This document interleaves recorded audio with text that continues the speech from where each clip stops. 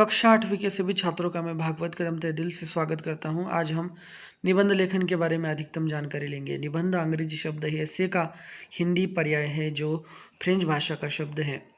विद्वानों के अनुसार सब प्रकार के बंधनों से मुक्त स्वच्छंद रचना को ही निबंध कहा जाता है। निबंध का अर्थ है बांधना या रोकना। इस प्रकार सीमित समय में अपने विचारों को क्रमबद्ध और प्रभावशाली ढंग से व्यक्त करने का ढंग ही निबंध कहलाता है। निबंध के प्रकार। निबंध मुख्यतः 4 प्रकार के होते हैं। वर्णनात्मक निबंध, पहला निबंध है निबंध का प्रकार वर्णनात्मक निबंध। ऐसे निबंध में देखी सुनी वस्तुओं, यात्रा, त्योहारों, मेला, दृश्य, स्थान का वर्णन होता है। इसमें किसी स्थान का वर्णन किया जाता है, यात्रा का वर्णन किया जाता है, त्योहारों का वर्णन किया जाता है, मेले का वर्णन किया जाता है। जो भी हमने देखा है, सुना है, ऐसे स्थानों का, वस्तुओं का हमें वर्णन करना होता है, वो वर्णनात्मक निबंध होता है। विवरणात्मक निबंध। ऐसे निबंधों में किसी विशेष स्थान, स्मारक, यात्रा, घटना आदि का विवरण होता है, जैसे हिमालय, कुतुब मीनार, चिड़ियाघर आदि। भावात्मक निबंध। इन निबंधों में भावों की प्रधानता होती है, जैसे परोपकार, मित्रता, मानवता आदि। विचारात्मक निबंध। इन निबंधों में किसी राजनीतिक, सामाजिक, धार्मिक अथवा आध्यात्मिक समस्या पर पक्ष या विपक्ष में विचार व्यक्त किए जाते हैं, जैसे बढ़ती जनसंख्या, महंगाई की मार, विद्यार्थी अनुशासन आदि। विद्यार्थी और अनुशासन आदि विषयों पर विचारात्मक निबंध लिखा जाता है। निबंध लेखन के संबंध में कुछ आवश्यक बातें हम देखेंगे। निबंध लिखने से पूर्व विषय को अच्छी तरह से समझ लेना चाहिए छात्रों। नंबर 2, विषय से संबंधित बिंदुओं को लिख ले। विषय से संबंधित जो विचार है, जो बिंदु है, उसके अनुसार ही निबंध लेखन करना चाहिए।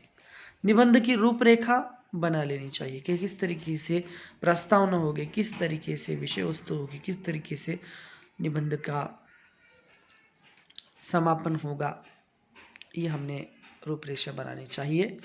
निबंध मुख्यतः 3 भागों में बांटा जाता है। तो वो भाग कौन कौन से निबंध के? तो सबसे पहला भाग है प्रस्तावना, भूमिका जिसे कहेंगे, इंट्रोडक्शन अंग्रेजी में कहेंगे।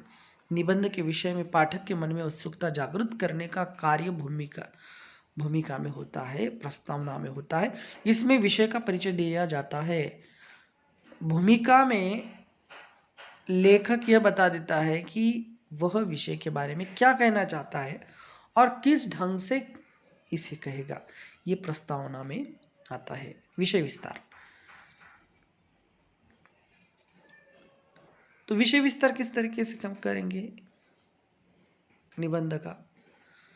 इसमें 2-3 अनुच्छेदों में विषय के अलग अलग पक्षों की प्रस्तुति की जाती है। इसमें विचारों, भावों तथा उदाहरणों आदि का समावेश होता है।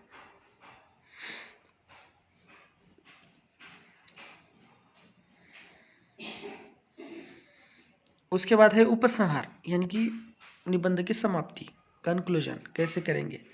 निबंध का अंत उपसंहार के रूप में किया जाता है। इसमें निबंध के विषय में लिखी जा चुकी बातों का निष्कर्ष होता है। भाषा विषय के अनुकूल होनी चाहिए। निबंध लेखन में भाषा विषय के अनुकूल होनी चाहिए। वाक्यों में तारतम्यता बनी रहनी चाहिए। विचारात्मक निबंधों की भाषा में तत्सम शब्दों का अधिक प्रयोग करना चाहिए। निबंध निर्धारित शब्द सीमा के भीतर ही लिखना चाहिए। व्यर्थ की बातें उसमें नहीं होनी चाहिए। जो विषय से संबंधित जो विचार है वही हमने निबंध लेखन में विचार रखने चाहिए। तो प्रस्तुत ये एक निबंध हम देखेंगे जिसका विषय है विज्ञापनों की मनमोहक दुनिया। संकेत बिंदु यहाँ पर दिए हुए हैं। वर्तमान युग, विज्ञापन युग, लक्ष्य, प्रक्रिया का प्रभाव, उत्पादक तथा उपभोक्ता पर विज्ञापन के तरीके, मनोविज्ञान, सुधार की संभावना। तो यहाँ पर विज्ञापनों की मनमोहक दुनिया, इस विषय पर ये निबंध देखेंगे। विज्ञापन का अर्थ है विशेष ज्ञापन, विशेष ज्ञान करा देना, किसी वस्तु के बारे में विशेष जानकारी देना, उसकी विशेषताएं बताना आदि। समाचार पत्र, पत्रिकाएं, रेडियो, टीवी, बैनर व होर्डिंग आदि सभी जगह विज्ञापनों की भरमार रहती है, जिसके कारण आधुनिक युग विज्ञापन का युग कहलाता है। जनसंपर्क और प्रसार के क्षेत्र में विज्ञापन का महत्व निरंतर बढ़ता जा रहा है। आज वाणिज्य और व्यापार में ही नहीं बल्कि जीवन के प्रत्येक क्षेत्र में विज्ञापन का महत्व एक स्वर से स्वीकारा जा रहा है। किसी अच्छी वस्तु की वास्तविकता से परिचय पाना आज के विशाल संसार में विज्ञापन के बिना नितांत असंभव है। विज्ञापन वह शक्तिशाली माध्यम है जो हमें नित्य नई वस्तुओं की जानकारी देता है। वस्तु का निर्माण करने वाला उत्पादक और खरीदने वाला उपभोक्ता कहलाता है। विज्ञापन उत्पादक और उपभोक्ता को जोड़ने का कार्य करते हैं। विज्ञापन का उद्देश्य विज्ञापित वस्तु की बिक्री बढ़ाना अथवा किसी विशिष्ट सूचना को जनता तक पहुंचाना है। अमुक उत्पाद या सेवा के रूप, गुण, विशेषता व कीमत की जानकारी, बिक्री वृद्धि हेतु विशेष व सामान्य परिस्थितियों से अवगत करवाना, जैसे छूट या सेल की जानकारी आदि विज्ञापनों द्वारा घर बैठे ही प्राप्त की जा सकती है, जिसके माध्यम से उपभोक्ता उत्पाद व सेवा के चुनाव के लिए पूर्व धारणा तैयार कर सकता है। विज्ञापनों का वर्गीकरण दो भागों में किया जाता है। वर्गीकृत क्लासिफाइड विज्ञापन, प्रदर्शित डिस्प्ले विज्ञापन।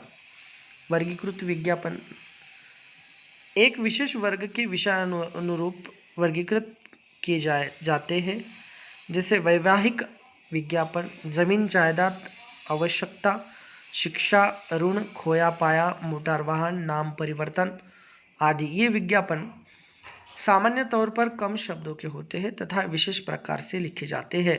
प्रदर्शित विज्ञापन, ये विज्ञापन किसी भी आकार या रंग के होते हैं।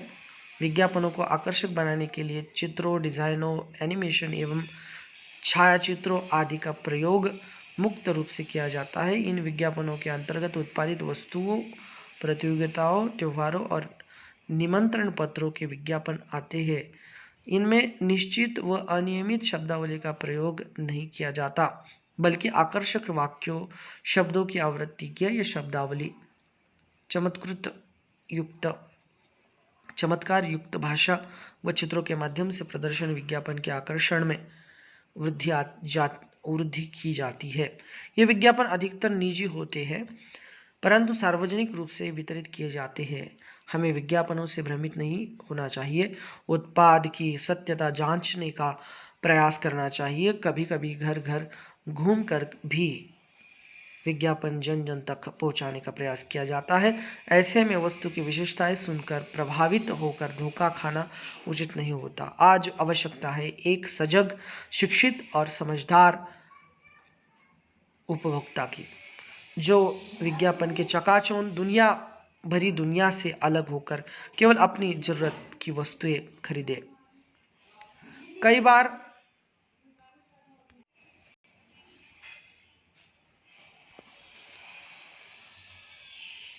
केवल अपनी ज़रूरत की वस्तुएं ही खरीदे। कई बार बिना ज़रूरत के केवल विज्ञापन से प्रभावित होकर उपभोक्ता, विशेषकर महिलाएं, सामान खरीद लेते हैं और फलस्वरूप उनका मासिक बजट डगमगा जाता है। विज्ञापन का बच्चों से बड़े तक सभी के जीवन पर विशेष प्रभाव पड़ता है। अतः विज्ञापनकर्ताओं को अतिशयोक्तिपूर्ण ढंग से अपनी बात न कहकर उसके गुणों से वास्तविक परिचय कराना चाहिए। उत्पादनों में प्रयुक्त हानिप्रद तत्वों का जिक्र भी करना चाहिए। वस्तु पर उसका सही मूल्य भी लिखा होना चाहिए। विज्ञापन का भावात्मक व सकारात्मक पक्ष विज्ञान और कला की सुरभि को फैलाने वाला है। यह मांग और पूर्ति के बीच एक सेतु है। यह वाणिज्य और व्यापार की धुरी को गतिशील रखने के लिए आवश्यक है।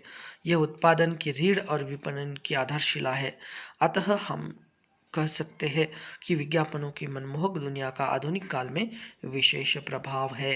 तो इस प्रकार हमने निबंध लेखन करना चाहिए बच्चों। तो यहाँ पर निबंध लेखन जो है वो समाप्त होता है। बहुत बहुत धन्यवाद बच्चों।